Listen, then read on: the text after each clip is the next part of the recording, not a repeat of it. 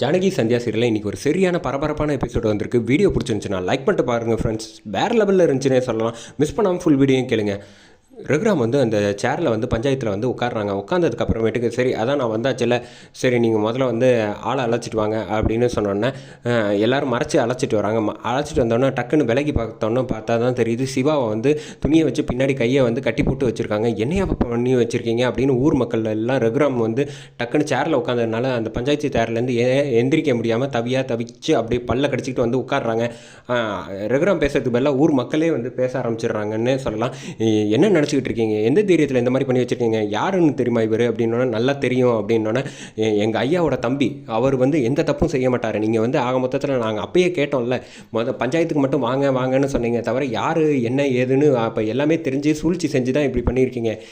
எங்கள் ஐயாவோட தம்பி வந்து இந்த மாதிரி தப்பு செய்ய வாய்ப்பே இல்லை. அவர் எப்படியோ அதே மாதிரி தான் அவர் எங்களுக்கு மரியாதையை கையில் உள்ள கட்டெல்லாம் அவுத்து விடுங்க, என்ன நினச்சிக்கிட்டு இருக்கீங்க அப்படின்னோடனே எங்களுக்கு எல்லா விஷயங்களும் தெரிஞ்சு தான் நாங்கள் வந்து பண்ணியிருக்கோம் அப்படின்னு இந்த ஊருக்காரங்க சொன்னாங்க. என்னைய அப்போ வேணுன்ட்டே பண்ணிக்கிட்டு இருக்கீங்களா அப்படின்னோடனே ரகுராம் வந்து ஒரு நிமிஷம் நிப்பாட்டுங்க, சரி என்ன பிரச்சனை சொல்லுங்கள், நான் வந்து உங்களை வந்து மதித்து கூப்பிட்ருக்கிறதுக்காக காரணமே நீங்கள் நீதி தவறாமல் நடந்துப்பீங்க அப்படிங்கிற ஒரே காரணத்துக்காக மட்டும்தான் கூப்பிட்ருக்கோம்.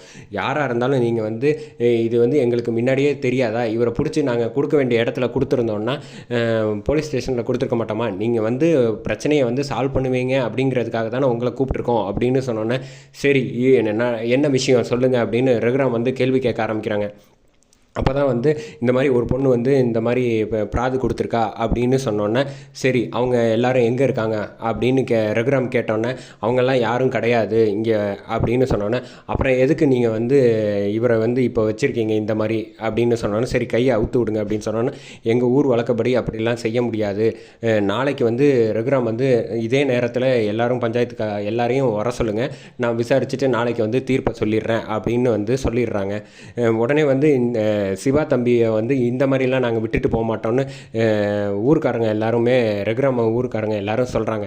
மரியாதை அவுத்து விடுங்க, நாங்கள் அழைச்சிட்டு போயிடுறோம், அதுக்கப்புறமேட்டுக்கு எதுவாக இருந்தாலும் பார்த்துக்கலாம் அப்படின்னோன்னா உங்களுக்கு ஒரு நியாயம் ஊருக்கு ஒரு நியாயம் எல்லாம் கிடையாது, பொதுவாக இது மாதிரி விஷயத்துக்கு என்ன செய்வீங்க அப்படின்னு வந்து ரகுராம் கேட்டோன்னே நாங்கள் வந்து மரத்தில் வந்து கட்டி போட்டு வைப்போம், கூட வந்து காவலுக்கு வைப்போம் அப்படின்னோன்னா ரகுராம் வந்து துடிச்சு போயிடுறாங்க.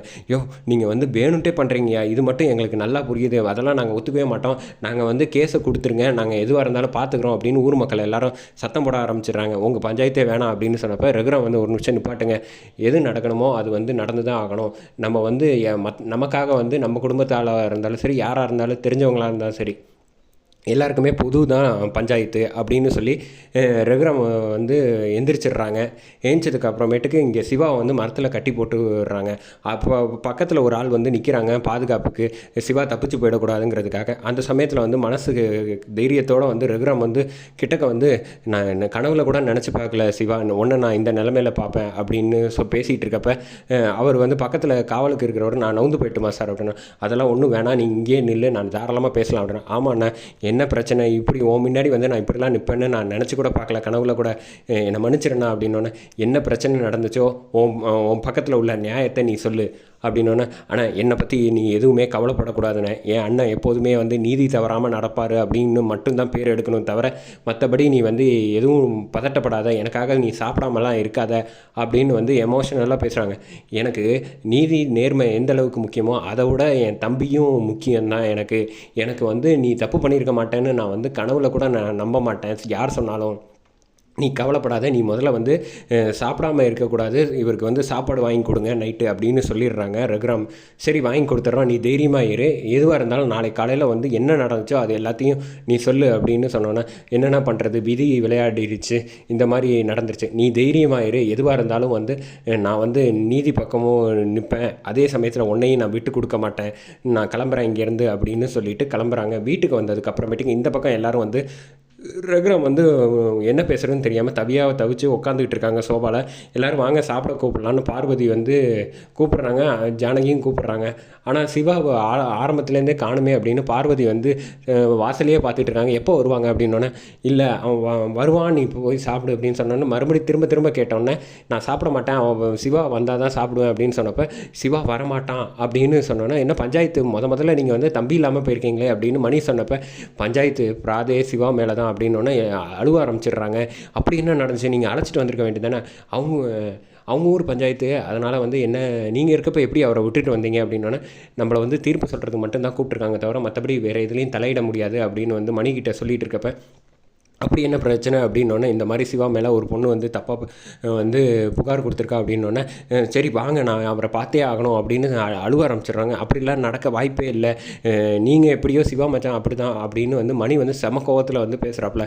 விடுங்க வண்டி எடுங்க அப்படின்னோடனே, இப்போ வந்து யாரும் அவரை பார்க்க வேணாம், இல்லை பார்வதி வந்து அழுது நான் பார்த்தே ஆகணும் அப்படின்னோடனே, அந்த கோலத்தில் அவனை வந்து பார்க்க முடியாது, நான் பார்த்ததே போகிறோம் அப்படின்னு சொன்னால், அப்படி என்ன பண்ணியிருக்காங்க, மரத்தில் கட்டி வச்சுருக்காங்க அப்படின்னோடனே, எனக்கு இப்போ நான் பார்த்தே ஆகணும் அப்படின்னு சொல்லிட்டு நீங்கள் வர்றீங்களா வரலையோ நான் கிளம்பி போகிறேன் அப்படின்னு செம எமோஷனலாக இந்த பக்கம் வந்து பார்வதி கிளம்புறாங்க. நீ ஒன்றும் அழாதம்மா, நானே உன்னை வந்து அழைச்சிட்டு போகிறேன் அப்படின்னு சொன்னப்போ, இந்த பக்கம் மாயாலேருந்து சீனு வந்து அதிர்ச்சியாகி நிற்கிறாங்க. அந்த சமயத்தில் தான் வந்து கரெக்டாக வந்து நம்ம மரகதமணி என்ட்ரி கொடுக்குறாப்புல. என்ட்ரி கொடுத்துட்டு பேச ஆரம்பிக்கிறாங்க.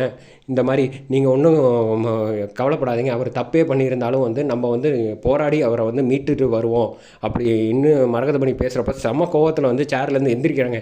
என் தம்பி தப்பு பண்ணியிருக்க வாய்ப்பே இல்லை, என்ன நினச்சி பேசிக்கிட்டு இருக்கீங்க, எனக்கு எப்படி வந்து நான் எப்படியோ அதே மாதிரி தான் என் தம்பியும் என் குடும்பமும் இல்லை, என் மொத்த ஊருமே யார் சொன்னாலும் நம்ப மாட்டோம் அப்படிங்கிறாங்க.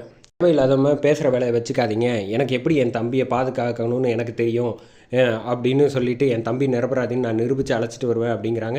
இந்த பக்கம் சந்தோஷத்தில் வந்து இருக்காங்க நம்ம வந்து சாருவும் அவங்க அப்பாவும். அதோட எபிசோட செமயா முடிச்சாங்கன்னே சொல்லலாம்.